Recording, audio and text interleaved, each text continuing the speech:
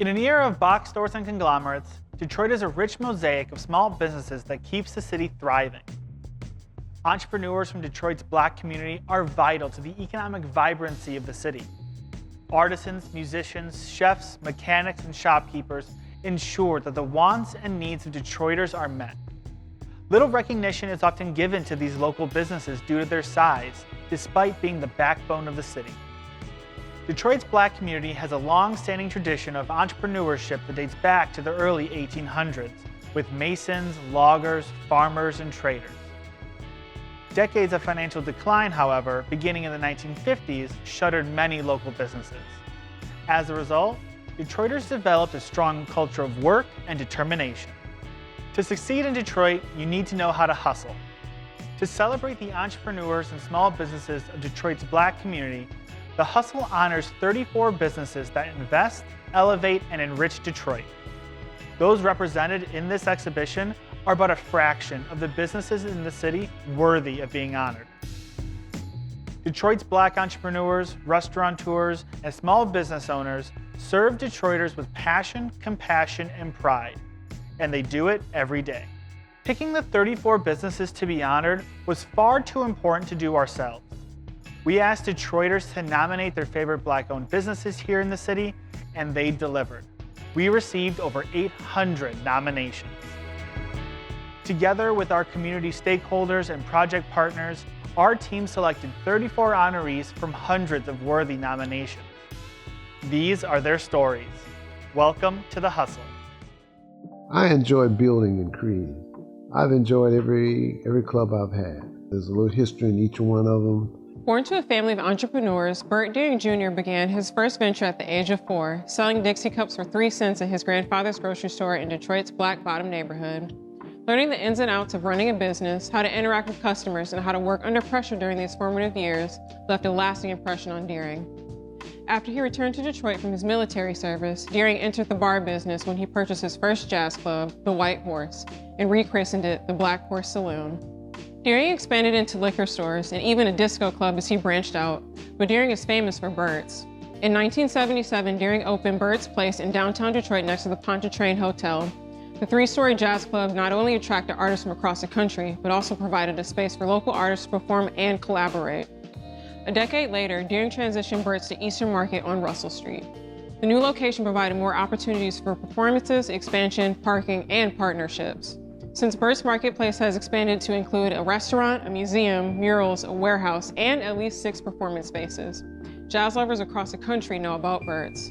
From bars to discos to liquor stores to the marketplace, Deering has made his mark on Detroit.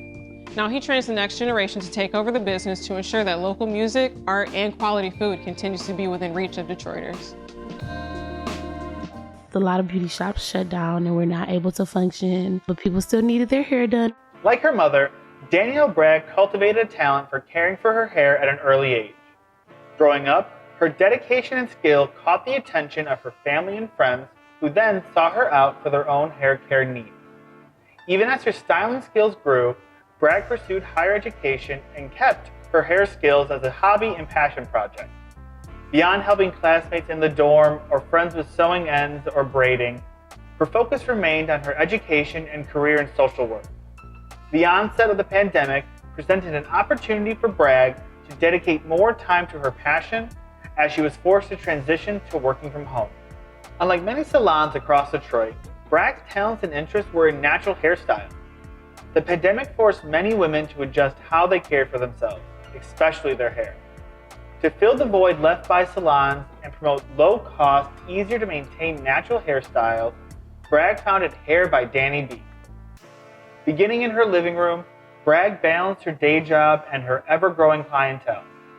Today, Bragg continues to share the benefits and beauty of natural hair through classes and her clients.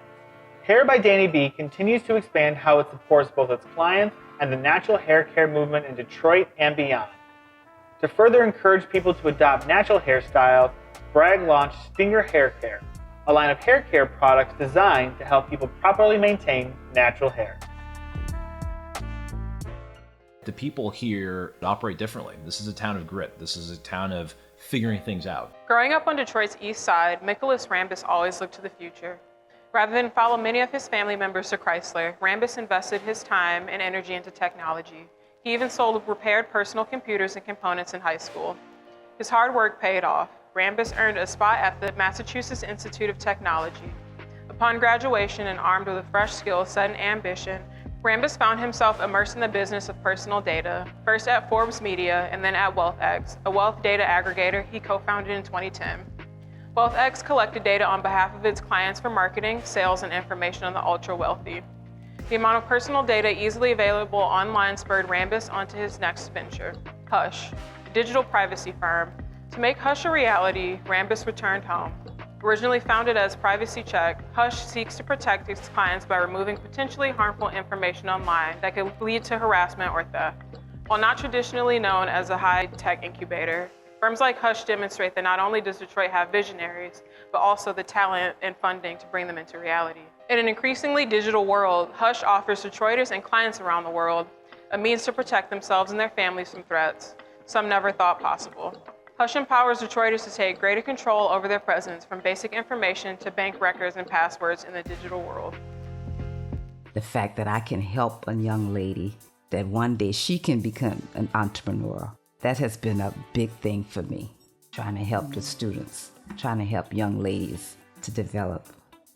Born and raised in Louisiana, Emmalene Hunter moved to Detroit in 1975 after her boyfriend and later husband was drafted by the American football team, the Detroit Lions. She worked to establish herself in the city and by 1980 opened Peanuts Ladies Wear on Harper and Van Dyke on Detroit's east side. The store's name was inspired by her nickname given to her by her sister. 2 years later, Hunter changed the name to The Fashion Place and relocated to the New Center neighborhood inside the historic Fisher Building on West Grand Boulevard. When Hunter relocated, the Fisher Building was saddled with vacancies, and so business was slow to build. But since its opening, the Fashion Place has continuously cultivated and built up a dedicated following of loyal patrons, both locally and those visiting the Fisher Theater. Hunter and her team have weathered Detroit's ups and downs through a commitment to their customers and a willingness to hunt down the latest fashions for their clients. In 2013, after decades of working independently, Hunter and her older sister Jean Jarrett combined their clothing boutiques together under the Fashion Place. Even as new boutiques open across the city, the Fashion Place remains a staple of Detroit's fashion scene. Empowered by her clientele, Hunter thrives in the ideas of her guests and the trends of the day. Hunter and her sister Jean's longevity demonstrates that they have tapped into Detroit's fashion sense. Like when I get on stage, I am loud and obnoxious, and I am screaming and shouting and hands in the air, and I am DJ Invisible from the time the lights go on to the time the lights go off. As soon as I walk off stage, I'm Carl again. Yeah, it's really cool. Being from Detroit is something that I carry with me, as a badge of honor. I'm currently wearing my Spirit of Detroit Award from 1984. It's a really proud feeling. So, and that's the other thing, like when I'm at a statelier affair, I can't wear my Tigers hat. So, I have my little Spirit of Detroit pin on, and somebody will come up, "Oh, you're from Detroit?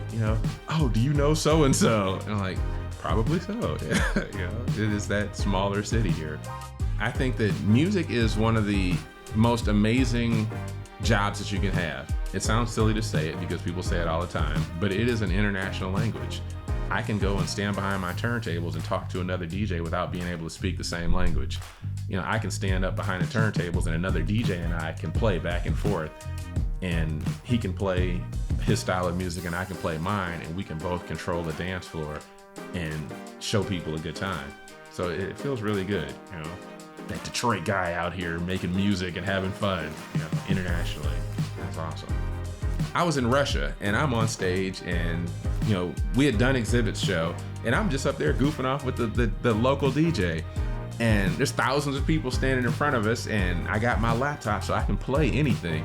He's banging out dance music and techno, and every now and then he would throw in like a random 80s pop song, and the crowd would go nuts. And I'm like, oh, this is amazing. Stop it, let's go here. So I got my turntables here, so I'm scratching. The appreciation for music in Detroit music is mind-blowing,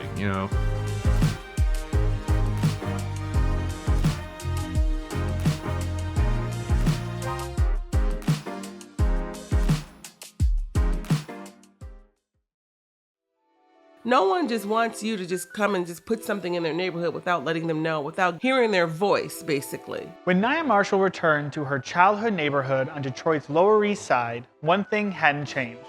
It was still a food swamp.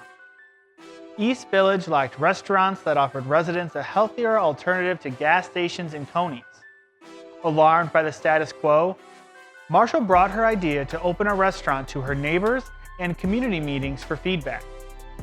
Residents' desire for an affordable, relaxing, healthy restaurant wedded to Marshall's desire to enrich her neighborhood with locally sourced, sustainable food. After 5 years of development, demolition, rehabilitation, and research, Ivy Kitchen and Cocktails, named after the ivy that covered the building, opened in late 2019. A leader in sustainability, Ivy goes beyond traditional recycling and recycles its food waste. Designed as a sit-down restaurant, Marshall and her team were forced to pivot as Detroit grappled with the COVID-19 pandemic only 3 months after their opening. To support the community and the city, Marshall partnered with organizations like World Central Kitchen, the City of Detroit, and Alternative for Girls to feed frontline workers and those impacted by the pandemic. After an 8-month closure, Ivy Kitchen and Cocktails reopened. Now a community anchor, Marshall bustles to expand what Ivy has to offer and how Detroit's Lower East Side enjoys sustainable, affordable food.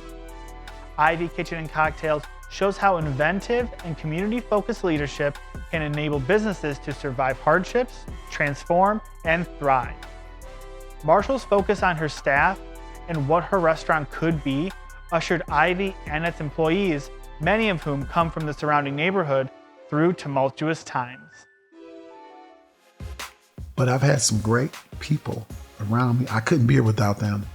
Whether at the car wash his family owned or tinkering on cars with his father and brother, Orson Porter was raised around cars. His passion evolved over the years but did not waver. Following his shifts as a repair technician for manufacturing equipment, Porter would return home to work in his garage. He provided custom paint, fabricated parts, and repaired vehicles for a loyal network of clients. After years of splitting his attention between his day job and his passion, Porter decided to commit himself to what he loved most, cars. With the support of his family and friends, Porter opened Orson's Collision and Automotive Repair on Greenfield Road in 2010. As Detroit grappled with the fallout of the Great Recession, Porter invested his time and energy into succeeding in a crowded industry. With funding from his family and support from his landlord, Porter did not waste his opportunity. Once he found the balance between custom work and insurance repairs, his business took off. In 2016, Porter physically expanded by opening an additional shop on Grand River Boulevard and brought in additional staff to both locations to excel. Committed to mentoring the next generation and maintaining high standards, Porter continues to work with his crews on training and education. Building up the community and supporting fellow Black businesses in Detroit is important to Porter. Using his success and experiences, Porter strives to empower, mentor, and partner with Black business owners both in and out of the city to rebuild wealth and experience that was lost over the last 50 years. We really want to prioritize marginalized demographics within the Detroit area. So we want to just make sure that they are seen, heard, taken care of, and also that they feel like composting is for them. Driven by a desire to normalize urban composting and to minimize greenhouse gas emissions, Detroiter Ricky Blanding began composting food scraps from the restaurant he worked at and his home. Together with Roshi Fu and Liana Lee, Blanding began working with residents of Detroit's Old Redford neighborhood to create an opportunity for them to do the same. The trio focused their work on marginalized communities that tend to be impacted most by the effects of climate change, but who are often not engaged in everyday composting. With a focus on learning by doing, the trio founded Scrap Soils, a nonprofit that collects and composts residential and commercial food wastes. To succeed, residents not only needed to participate, but also to be educated on what foods could and could not be composted. Blanding and his partners endeavored to ease the burden on residents and create a fluid program. To build upon their work, Scrap Soils partnered with the University of Michigan, the Detroit City Council's Green Task Force, and other local partners to build a better, more meaningful enterprise. Blanding reached out to urban farms and other local composters to share ideas and information on collection, uses, and distribution. Since its founding in March of 2020, Blanding, Fu, and Lee continue to invest their time, energy, and know-how into making Detroit a greener city. Scrap Soils works to educate and empower Detroiters as the city grapples with the effects of climate change and poverty. To further support residents, Blanding and his co-founders launched their residential food scrap collection service in fall 2023 to ease the burden of composting for busy residents. I saw it like, this could be a win for me or a win for the community, because I'm seeing so many guys going down the same path that I was on, and I'm seeing them. Young guy, he missing. You know, I see him today, oh, he got killed, or I see him, oh, he got locked up. More and more every day, I'm like, dang. Have anybody asked them the critical question? What's going on? Aha moment. What is that come to, you know, to your senses moment? Whoever sat them down and said, listen, you know, the world don't live like this. And so I started just pulling guys to the side like, hey man, you know, hey, can you read this for me real quick? I don't have my glasses. Oh man, don't worry about it, man. You get him to do it or oh, now I say, okay, it's not just me. You're deflecting like I used to deflect. One of the things that I read was you can find out more about a person in an hour play than you can a lifetime of questioning. And so I said, what's this hour play look like? How can I get these guys attention enough where I can ask them the critical questions? So boxing was the icebreaker to a bigger conversation. So I started just, let me teach you how to box. Let me show you how to do this. You know, let me show you how to do that. And I started working with them, and then I started asking the critical questions. And before you know it, I had a group of young people, you know, lining up to train, but all the while I'm trying to figure out what's going on. How can I strengthen you? How can I help you? How can I try to talk you into going back to school? Or how, like I run into people right now and they be like, man, I remember you. I remember you used to walk up and down through the city of Detroit. You used to walk to all the businesses, all the churches, all the stores, everywhere. You used to ask people for help you about your organization that you were trying to build. I remember you. You know, I have literally business owners come up to me or come to the new gym and be like, man, I remember you back in the day, man. I saw you walking the streets in the snow. I saw you in the rain walking all the way through the city every day. You got to hold yourself accountable. You can't go out, hang out, all that type of stuff. You have to literally put the work in. And that's what I chose to do. The mission is the kids in our community. It's not about putting a feather in your cap. It's not about seeing how far up the corporate ladder you can climb. The mission is the kids.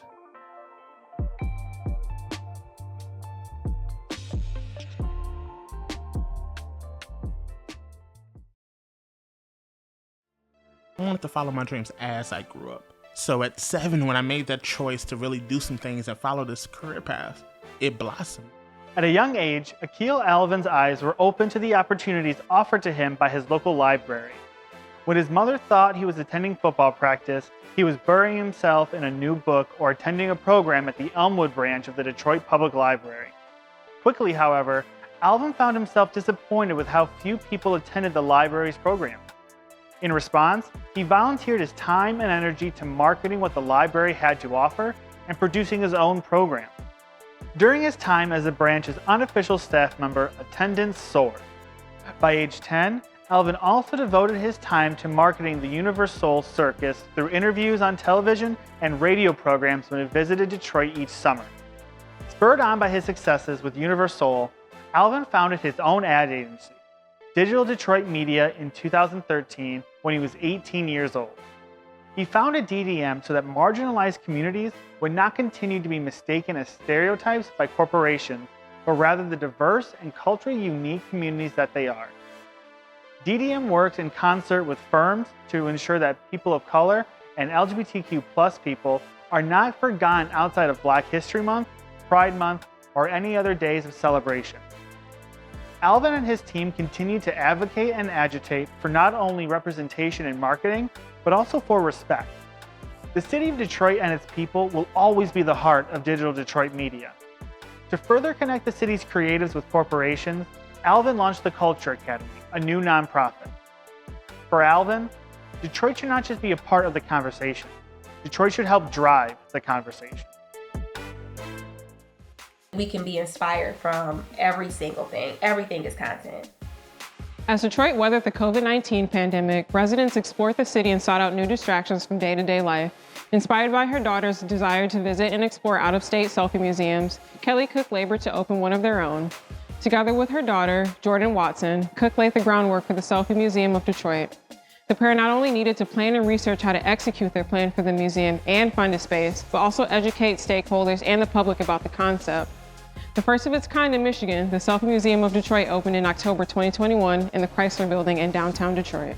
A collection of interactive, TikToker-approved art installations, the museum invites guests to escape reality and craft content for social media or just for fun. As Cooke guides the business, Watson guides the content. At 14, Watson draws from her experience growing up in the social media space and leverages the wants and needs of visitors to craft engaging and unique backdrops and sets. The museum draws not only Detroiters, but also attracts visitors from across the country.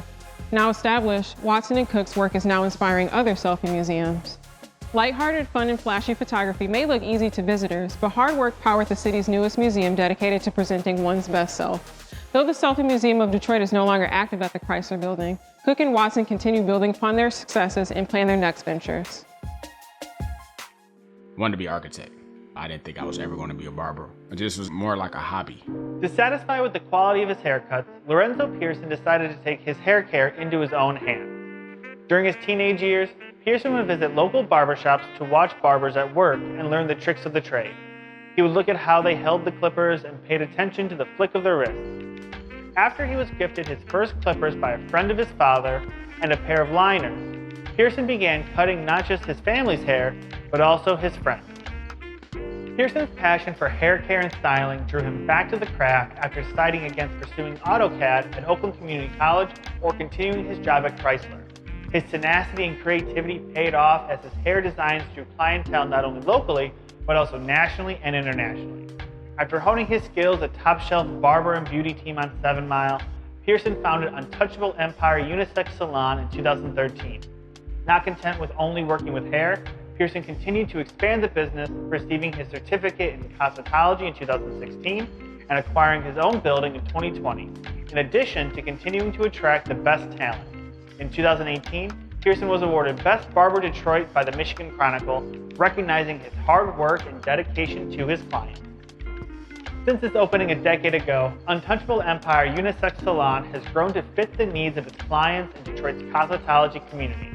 Pearson's commitment to the city is clear, as he is currently laying the foundation for his own cosmetology school to train the next generation in the field.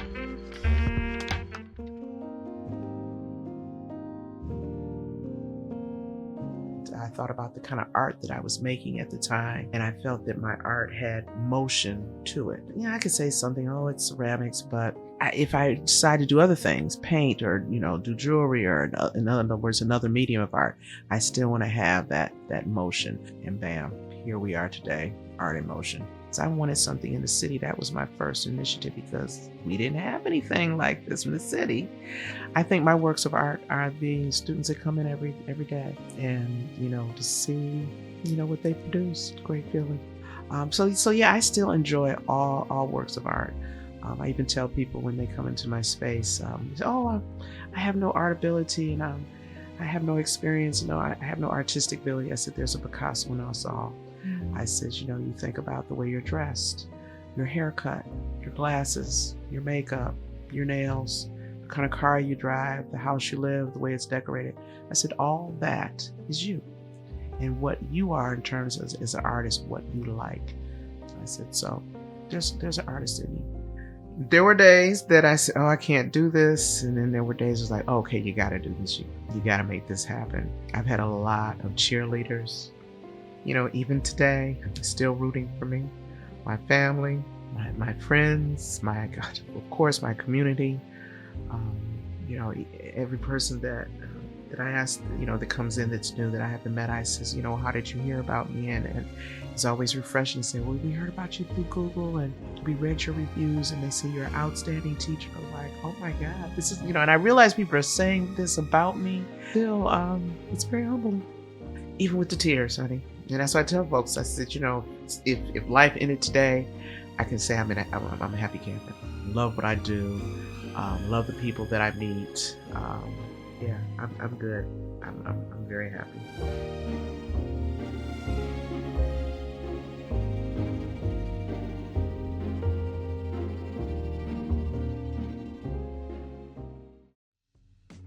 I went on world tour with all the plants. I done worked at like every auto plant around here through the staffing agencies. Growing up in a military family, Jarrel Lowman barely knew his birthplace when he returned to Detroit in 2006. Supported by family, he built a new life for himself as he attended school and immersed himself in the local rap scene. Together with rappers Elijah Day, novelist, and his future business partner Emile Vincent, he co-founded the rap group Clear Soul Forces in 2009. Late nights and irregular gigs seriously impacted Lowman's day jobs, leading him to resign from more than one. His passion for performing demanded a new course of action. A conversation with an old friend inspired Lowman to start a new venture with Vincent, and Handy Relocations opened in 2018. The pair experienced a steep learning curve as they overcame missteps and bureaucracy to build the moving company. Still firmly committed to their music, the partners kept the business small until the onset of the coronavirus pandemic. As live music halls across the country closed, Handy Relocations became their primary focus. Quickly, the firm expanded to fill the void left by moving companies that did not service Detroit.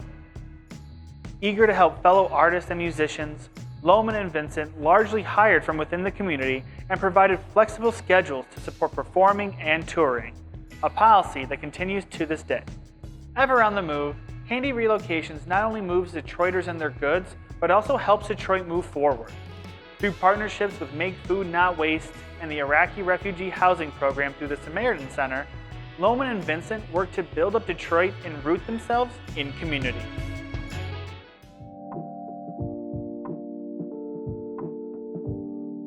Growing up, Khyiana Tate loved to read the books her mother brought home.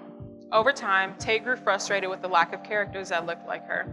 This absence went beyond fictional stories and included the picture books that teach sign language. The lack of Black and deaf and hard of hearing characters spurred her to be representation she desired.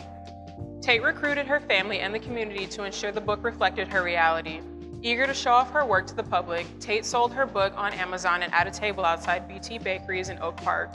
Quickly, readers from across the state connected with the book. Signing with Kai demonstrated the need and appetite for ASL books that embrace diversity. Tate continues to write and represent herself and her community as she advocates for deaf and hard of hearing unity. Following the release of her first book, Khyiana Tate continues to release books that impact the ASL community and press for representation for hard of hearing people of color. Her book, Signing with Kai and Friends, Mental Health, represents her commitment to advocacy.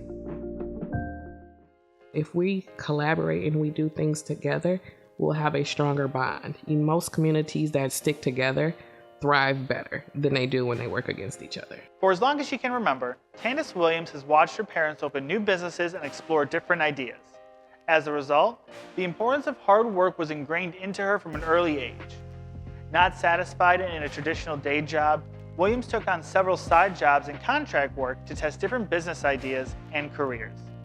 Inspired by her mother's fashion boutique Teasers, Williams strived to make that her career. During a fateful trip to Atlanta, Williams encountered local artists and sellers who inspired her to bring her dream to life in a new way. She would own her own boutique, but for a slightly furrier clientele. In April 2022, Williams launched Bark's Fifth Avenue, a premier clothing store for dogs. Williams' desire to honor hers and her grandmother's love for pets seamlessly fit with her hopes for her passion for fashion. Located on the Avenue of Fashion, Livernois, on Detroit's west side, the store sets itself amongst the city's most sought-after clothing stores. Bark's Fifth Avenue strives to live up to the luxury and quality of its namesake. To Williams, her business represents more than cute accessory for pets. She wants Detroiters and their pets to feel and experience the luxury they deserve. Eager to foster cooperation between the Black business owners and entrepreneurs in the city, she stresses the value of cooperation over competition. Since its launch, Bark's Fifth Avenue has clothed Detroit's canines in luxury and style. As the city rebounds, Williams is ready and willing to collaborate with other entrepreneurs to further expand what Detroit has to offer its residents and visitors. Long as I can remember, I've always been an avid sneaker fanatic. I've always collected sneakers. They've always been in my life. Dad was a huge MJ fan, so growing up, he kept me in the latest Jordans. So also my sister, my cousins, everyone in my family just grew up to be sneakerheads, so they were always a part of my life growing up. This journey started for me back in 2015. I was a senior at Western Michigan University. I just needed a little cash to survive, so one day I'm cleaning around my apartment, and I'm just noticing all of my old sneakers just laying around. I picked them up, just started to look at them and dissect them a little bit, see if they were still worth anything. I cleaned a few of them up and I had a bright idea. I need money, so let me just try to sell a few of these on eBay and see if that works. So I listed a few pair on eBay, and to my surprise, they were selling like faster than I ever could have imagined, and I found a market. So I listed a few more pair on eBay, and next thing you know, those pairs sold as well, and I launched. And next thing you know, I was sold out of all my old sneakers, about 20, 30 pair in like a month or two. So from that, I said, okay, this could be a real business. Once again, being born and raised in Detroit, you know, going through the bankruptcy and things like that, and just seeing how tough it was for the city at one point. You know, we'll be seeing cities like Chicago or New York have these big festivals or sneaker events, whatever it may be, but Detroit was just being left out of the picture a lot. And I said that if I was ever given the opportunity to have a business in the city or to be a part of the renovation of Detroit or the renaissance that's going on here, that I want to make sure that the community, the actual inner city, is not left behind. So it's very important to me to continue to do things that are not just downtown or, you know, that are actually in Detroit. And its prime example is having our storefront literally within the city limits of Detroit. A lot of people may claim Detroit, but they're located in, you know, a different metro area. But it was really important for me to actually be in the city and to actually give back to the city where the people can see where the dollars go. Don't want our inner city to be left out of this huge resurgence that's going on. So that's really important to the company, and it always will be.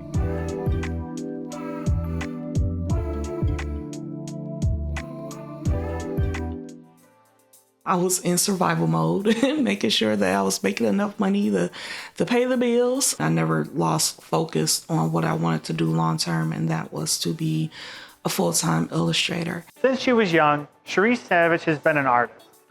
Beginning when she was 3, Savage drew what she saw around her. Her passion for art included a love of animation after she watched the animated film Toy Story. Savage's abilities led her to the College for Creative Studies in Detroit, where she expanded her skill set and refocused on illustration. After graduating in 2008, Savage continued to draw and hone her talents through freelance work and later founded Cargo Paint, a sip and paint company. Savage desired a project that was both meaningful to her and artistically fulfilling. Inspired by others, Savage decided to share stories from her transition from using artificial products to natural hairstyles the way she knew best, illustration. She worked for a year on this artwork before releasing it to the public. Then, in 2016, Savage released her adult coloring book, Naturally Illustrated, which celebrated natural hairstyles. Reaction was swift when she hosted her first coloring event at Good Cakes and Bakes on Livernois, and it drew over 200 attendees. To support her art, she founded Naturally Illustrated. The next year, she built upon her successes with another coloring book, Ill Emoji Children's Story. Savage is dedicated to addressing mental health, self-love, and other important issues through her art. To further inspire Detroiters of all ages to draw, Savage opened the Coloring Museum in Detroit's Rosedale Park neighborhood. Using her illustrations, guests are welcome to paint the world as they want to see it. Using body-positive and uplifting drawing prompts, Savage fosters a positive space for people to imagine. I tell people it's the perfect blend of a spa and a kick-ass workout. Raised on 7 Mile Road on Detroit's west side, Latricia Wilder cherished her neighborhood and people around her. Wilder's love for the city did not diminish when she left to attend Howard University. Her time away instilled a deep motivation to address the misconceptions people across the country had about Detroit. Detroit's lack of commonplace urban amenities like gyms and fitness centers was insulting to Wilder. To her, Detroit was just as deserving of these businesses as Royal Oak or Ferndale. Wilder grew determined to return home and open a fitness studio to continue her health regimen after she saw the lack of options within the city limits. She struck a partnership with 2 friends who recently opened their own studio in Atlanta, and in 2018, Vibe Ride Detroit was founded and a year later opened its doors. Vibe Ride not only offers spin classes, but also workshops on nutrition, healthy living, and mentorships. Beyond building up Detroiters, Wilder remains steadfast in her mission to build up community and share just how successful you can be in the city. As Detroit continues to grow and evolve, Wilder and her team of instructors are ready to keep Detroiters' hearts racing. Since its inception, Vibe Ride Detroit has brought fun back to fitness and encouraged Detroiters to be healthier and in turn, create a healthier Detroit. Before we can do anything, we've got to gain the trust of the people that we're trying to help. Originally from North Carolina, Dr. Patrick Hines arrived in Detroit in 2009. As a physician at Children's Hospital of Michigan, he works in the pediatric ICU and with medical students in the laboratory as an assistant professor at Wayne State University.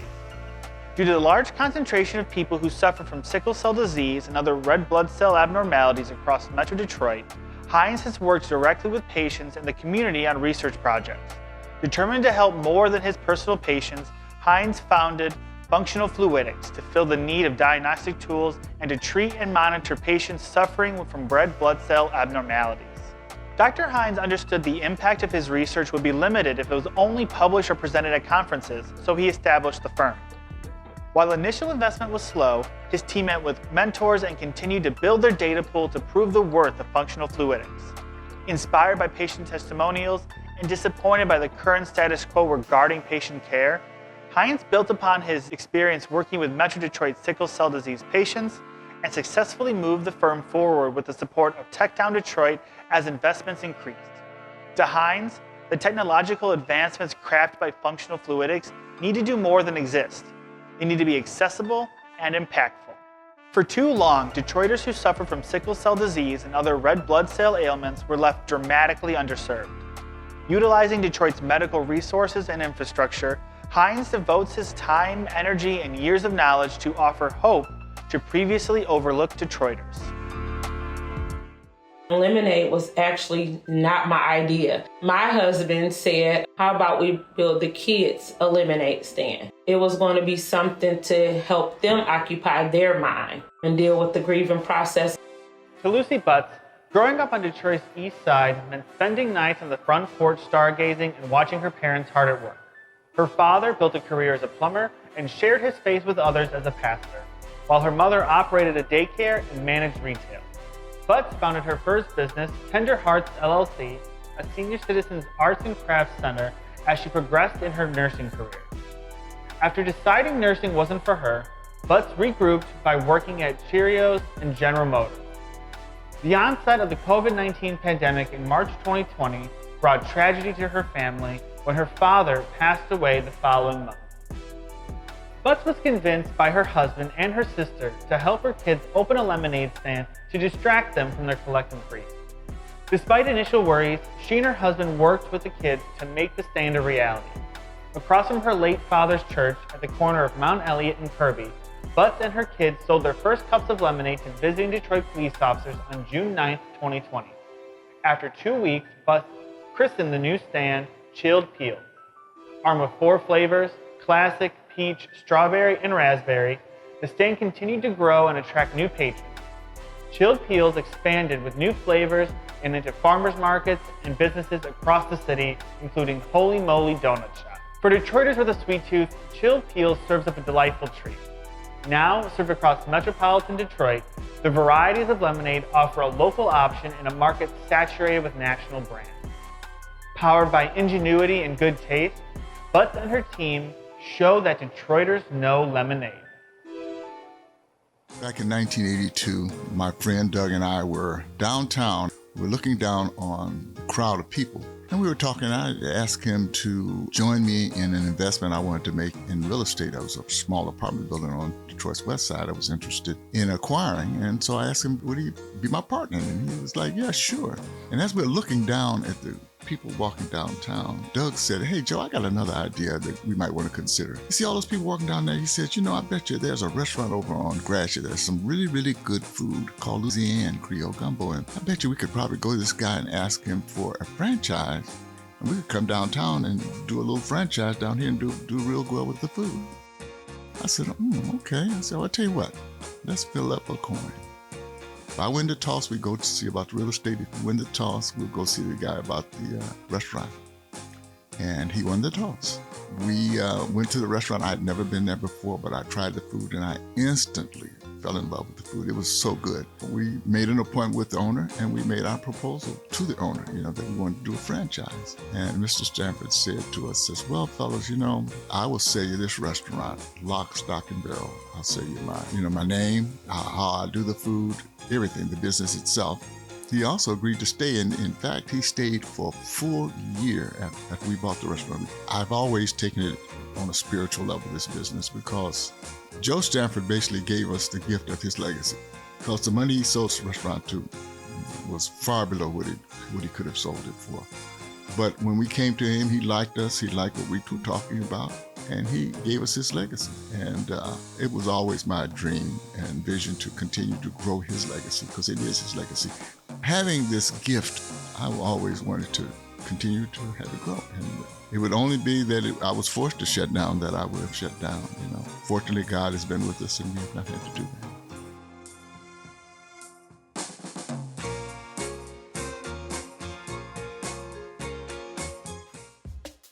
The thing about it is you really have to find your niche and get in it. There is no instruction manuals. There's no one way to do it. Raised on Detroit's East Side, Mark DeAndre's passion for music has evolved over time. Growing up singing with his mother's family to his love of percussion instruments in elementary school, DeAndre continued his musical exploration through performing in marching and jazz bands, scratching up his uncle's records playing DJ, and later through audio production. Following a conversation with a producer from So Def Recordings, he devoted his time and efforts to producing music. To further hone his abilities and develop his career, DeAndre enrolled in Specs Howard School of Media Arts to study radio and television production. Following his graduation in 2006, he launched a 7 Mile Radio, a multimedia platform that distributes content over radio, television, and the internet. Since its founding in 2007, DeAndre strived to build his platform consistently and responsibly. Using his own funds, he has expanded not only the content that 7 Mile Radio offers, but also how that content is delivered. Beyond music and entertainment, DeAndre is committed to serving his fellow Detroiters by using 7 Mile Radio to share local news and information. During his 15 years on the air, DeAndre's work has garnered both local and national acclaim. 7 Mile Radio empowers Detroiters to create their own content and express their originality. Podcast training and the online radio stream give artists and entertainers new avenues to share their content and attract audiences. To keep the local community better informed, DeAndre dedicates bandwidth to sharing local and national news too. Everything I do is grounded in Detroit. I've never gave up on the city. I've always stayed positive. From a young age, Catherine Coleman dreamed of owning her own business. Inspired by her mother to make the leap, Coleman and her husband launched Bouncing Around the Motor City. Initially skeptical, her husband's idea for a bounce house company, Coleman committed completely to the idea, leaving her day job behind. To thrive, Coleman utilized training courses for aspiring entrepreneurs at the Build Institute, Prosperous Detroit, Techtown Retail Boot Camp, and University of Detroit Mercy. After the couple discovered that many established party rental companies did not serve the city of Detroit, they endeavored to fill the void. An instant hit, Bouncing Around the Motor City quickly developed into a one-stop shop for rental equipment and party supplies. Beyond bounce houses, Coleman's team offers tables, chairs, balloons, linens, and total party packages as well. The onset of the COVID-19 pandemic forced Coleman to creatively evolve the business as parties gave way to drive-by events and social distancing proved essential. As Detroit emerges from the pandemic, Bouncing Around the Motor City thrives as Coleman and her team bounce around the city, bringing the party wherever they go. Bouncing Around the Motor City not only strives to make every party better, but also to make their own block better. Coleman and her team continue to improve their space on Finkel Avenue on Detroit's west side to serve the company's needs and to serve as an anchor for further growth. I want to build some type of foundation for people to live. You have to start with food. Born and raised on Detroit's East Side, Raphael Wright is immersed in the fight against food insecurity. To Wright, food is the crux of many of Detroit's issues with health, wealth, and community. Creating access to safe, healthy, and locally grown food is at the heart of Wright's work. At the forefront is his grocery store, Neighborhood Grocery, located in Jefferson Chalmers. In development since 2017, the store will be Detroit's first Black-owned grocery store in nearly 20 years. As construction on the store completes, Wright offers fresh fruits and vegetables from his half-acre urban farm to residents and restaurants alike. Open on the plot he planned to build a home on, Wright transformed the space into a garden as his neighbors grappled with the bankruptcy and later the pandemic. Beyond creating healthy food options here in Detroit, Wright strives to make it understandable and accessible. Through partnerships with local chefs and community organizations, Wright works to teach Detroiters how to take a more proactive role in their food choices. His work is not only about urging Detroiters to eat better food, but also to become producers of their own food. A co-founder of Taste the Diaspora, Wright, together with chefs Idrik Godey and Germain Booz, share what Detroit chefs can cook up with locally grown, sustainable food. Food insecurity is an everyday issue for many Detroiters. Neighborhood Grocery provides fresh, healthy food options as well as a roadmap for cultivating more small-scale, fresh food grocers throughout Detroit. Wright, along with his investors, partners, and supporters, are pouring their resources into a store and a healthier Detroit.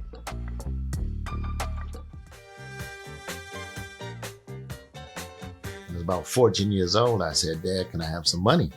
He said, it's in the garage. I said, what do you mean it's in the garage? He said, that rake or that shovel, you take your pick. So a guy was going out of business. My brother was going to this store. I just started going to church heavy and I needed suits. So my brother said, this guy's going out of business. And I went in there and I started buying some suits because it was, he was going out of business. It was real inexpensive. So I started buying a suit and the guy said, look, can you sell a suit? I'm like, I never sold those clothes. I had a job in a clothing store. I said, no. So then I said, I'll try it. I took a couple to church and I started selling. So I started out of a van. My journey began out of a raggedy van. Yes, started selling suits out of a van and go to the salons, go to different areas, go to old neighborhoods and hey man, I got these suits. And that's how I started. And 6 stores later, and this was an amazing leap of faith. And I'm passionate about it, And they say if you love what you do, it's not a job. It's not a job. If you love what you do, it's not a job. I don't know.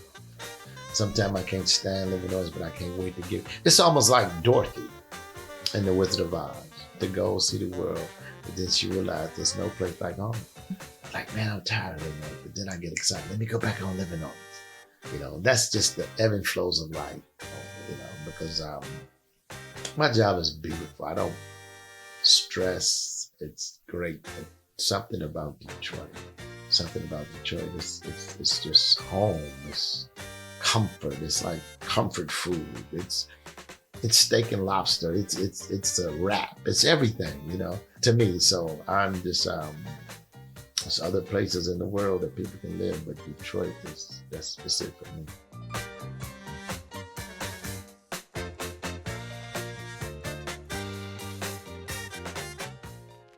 I'm happy we started this business at this time because there's so many things that are elevating and growing and there's so much stuff going on. Community, learning, faith, and fun are at the forefront of Tyrell Slappy, Terrence Kroll, and Marquita Richardson's work.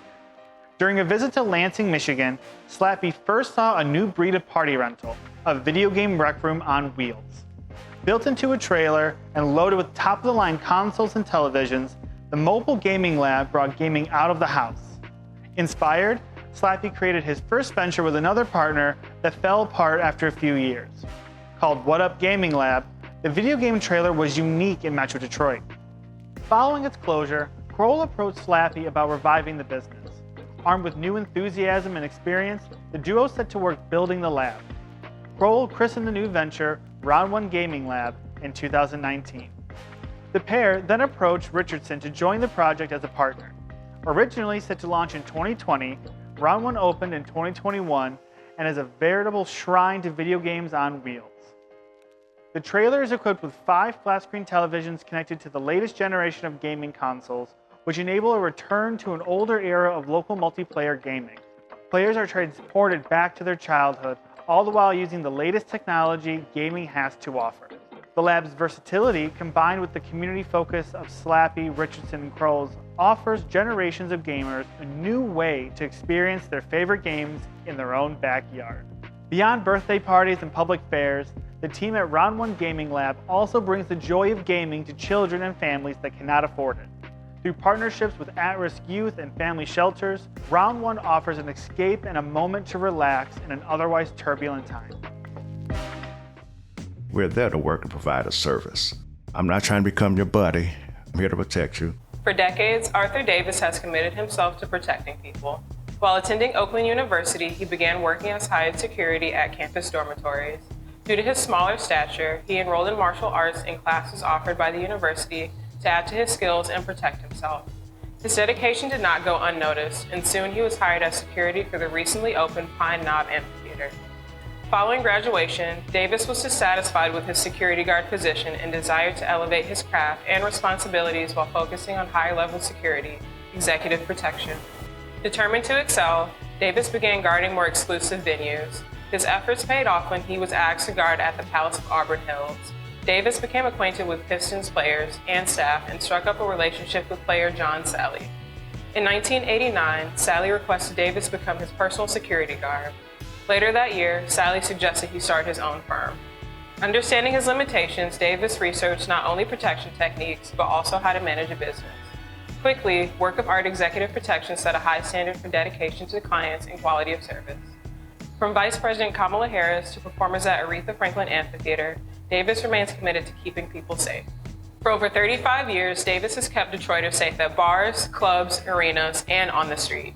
He built work of art into a professional, dedicated protection service that Detroiters can trust. Through his efforts, a new generation of guards are ready to continue his legacy of reliable service. When I was 21, God spoke to me and he said, don't be comfortable where you are, work on the vision. And when I heard the word vision, I knew I needed to start working on this company. From an early age, Ali Omar was drawn to the opportunities that technology offered. When he was 16, he envisioned the next generation of eyewear infused with not yet developed technology. As Omar continued to develop this idea, he focused on how contemporary eyewear could be improved and produced.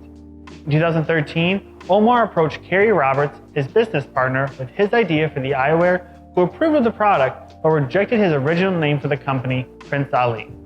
After prayer and reflection, he launched God and I Handmade Eyewear in 2014. For the next 3 years, Omar visited jewelry companies and small parts manufacturers across Michigan, seeking companies capable of crafting the parts needed to build the glasses. Reception to his vision was mixed. While some were impressed with the idea, others focused on the practical limitations of small-scale domestic eyewear production. Undeterred, Omar partnered with Chris Rutherford at the Architectural Salvage Warehouse in Detroit to experiment and craft God and I's first glasses. Over the course of the next year, Omar developed his team's capacity and capability. These efforts culminated in a showcase of 150 frames downtown at Dose Detroit, a retail collective boutique. Ever expanding, God and I continues to offer innovative, sustainable, and Detroit-produced eyewear.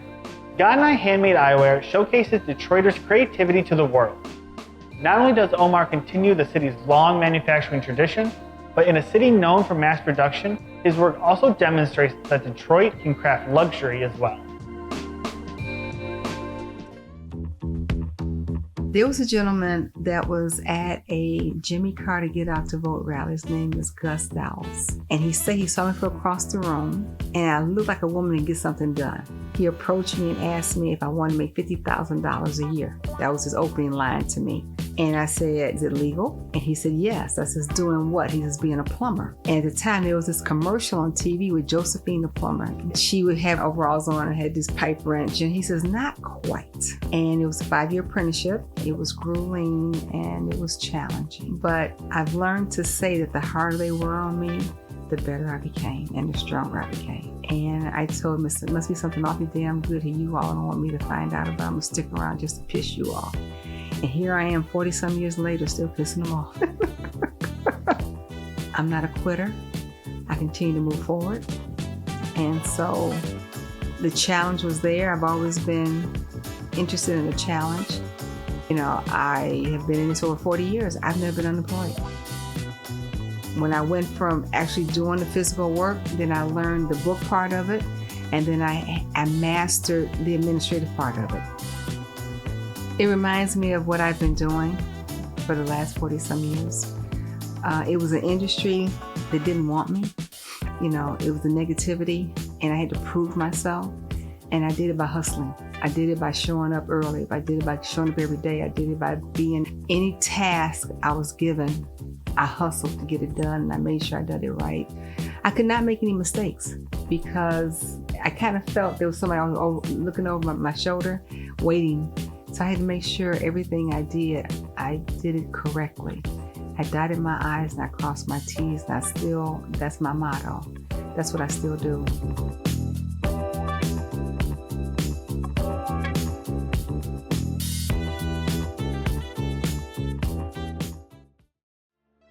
We wanted to revolutionize the sweet potato.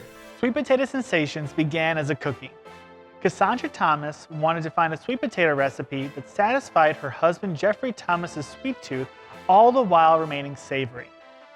Inspired by the reception from their family and friends, the Thomases brought their cookies to the Rosedale Park 30-block garage sale in the summer of 1987. Within 3 hours, their entire stock was gone, and Sweet Potato Sensations was incorporated the following year. With family and family-inspired recipes, the Thomases strive to show just how versatile the sweet potato could be. With support from their young daughters, Jennifer Thomas and C.S.B. Thomas, the family expanded from the garage sale to retail stores and markets across the city. Barred from using their home kitchen, the Thomases baked out of the North Rosedale Park Community House. In 1994, Sweet Potato Sensations opened its first brick-and-mortar location on Lasher next to the Redford Theater in the old Redford neighborhood. While small, the space allowed the bakery to grow and experiment with its sweet potato desserts.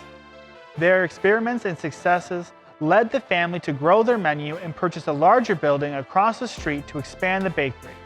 Sweet Potato Sensations remains a family affair as the Thomases continue to serve their iconic sweet potato desserts as well as soups, salads, and hot foods. Powered by sweet potatoes, the Thomas family serves up delicious food and inspires their community. An anchor of the old Redford neighborhood on Detroit's west side, Sweet Potato Sensations offers a model for how businesses rooted in the community can flourish, not just exist, here in the city. I stepped out on faith and I had to hustle to start a business and to be an entrepreneur. During a vacation to Los Angeles, California, Allison Vaughn was inspired by the thrill of her newest adventure and later joined United Airlines as a flight attendant to continue exploring. Over the course of 15 years, Vaughn expanded her role within the company. She served first in management and then became responsible for hiring flight attendants. Her tenure at United Airlines taught her the importance of impressions and the consequences of succeeding or failing during a job interview. Vaughn was moved by the plight of those who were in search of employment but unable to afford proper interview attire. This, combined with her concern for single mothers struggling to support their families, prompted Vaughn to return home to Detroit and establish Jackets for Jobs in 2000. After a crash course in nonprofit management, Vaughn opened her first location on the second floor of historic Little Rock Baptist Church. Though small, the space permitted Vaughn and her team enough room to clothe job seekers without shame or embarrassment. Jackets for Jobs later moved to the Samaritan Center on the city's east side and added a second location at Henry Ford Medical Center.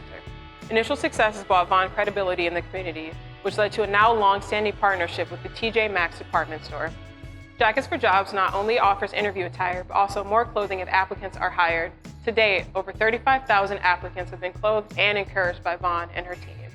As Detroit's economy evolves and new businesses open across the city, Jackets for Jobs stands ready to offer anyone who seeks help their very own Cinderella moment. Vaughn may not be a fairy godmother, but she and her team dress job seekers in their very best to build confidence and secure employment. Music has always been like a strong foundation for me. And I was just like, I should do something. Kind of just popped into my head. I should do a math mixtape. Dedicated to his community, Emmanuel Smith endeavors to improve the lives of children and young adults daily. With the Boys and Girls Choir of Detroit and the YMCA, he works with teens at day camps, after-school programs, and in music lessons. Smith cultivated not only the skills needed to support youth, but also the tenacity to push further. To build bridges to the youth he was serving, Smith adopted the name Mr. E. Following his time with the YMCA, Smith began substitute teaching and soon started at University Preparatory Academy, Ellen Thompson. During his time teaching, Smith devoted himself to finding innovative ways of supporting his pupils. After observing his students struggle with multiplication, he wrote and produced Math Mixtape Volume 1 in 2014. Encouraged by his wife, Smith endeavored to reach a larger audience. Following a profile in Black magazine, Smith caught the attention of the city of Detroit. His pitch of Mr. Rogers off Dexter Boulevard evolved into Mr. E and the D, a public access television show free of gimmicks and racial stereotypes often found in mainstream portrayals of Black youth. The 2021 Michigan Emmy Award-winning show engages, excites, and empowers children to be lifelong learners. Discovering new, inventive ways to encourage students to learn and better themselves has always been a driving force for Smith. Whether that's making math mixtapes or conducting with the Detroit Youth Choir, Mr. E and the D supports Detroit's youth and the next generation of creatives. Starting a business, and especially in these days and times, it's intentional. You know, it's not just, oh, this is what I want to do, you know. So all the thoughts go into why you're doing it, how you're doing it, purpose. Even though it's a for-profit, you still want to add in a bit of social entrepreneurship. So the name came from just us honoring the area of Black Bottom and that legacy. A lot of people think the neighborhood is named after like maybe the people, Black Detroiters and things like that. But it originally, the soil was rich, and the river beds that used to run through that area made that soil dark and rich, and so that's why they call it Black Bottom. So playing off of that, of course, you know, it's a garden center and we deal with soil and compost, so that was where the whole idea process of the name came from. It's just that Black Bottom Garden Center is a beacon for other potential business owners, for the neighbors, for the residents, to say, hey, I can shop local, I can come, I can just walk over, bike over, drive over a short distance and get what I need. So that in itself is why we're doing it. That's why we wanted it on Oakland Avenue, to really just bring that spirit back to that neighborhood, and of course Detroit in itself. We had so much community support, so much neighborhood support. So we got news coverage. Some customers were like, we drove all the way from Ypsilanti and Bay City just to, you know, support you. So it was great.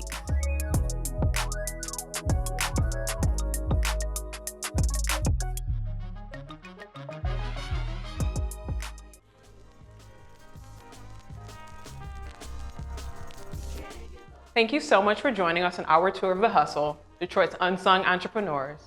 We hope you enjoyed learning about Detroit's Black entrepreneurs and how their hard work and dedication serves this vibrant city. We would like to thank Bank of America and our wonderful sponsors for making The Hustle possible.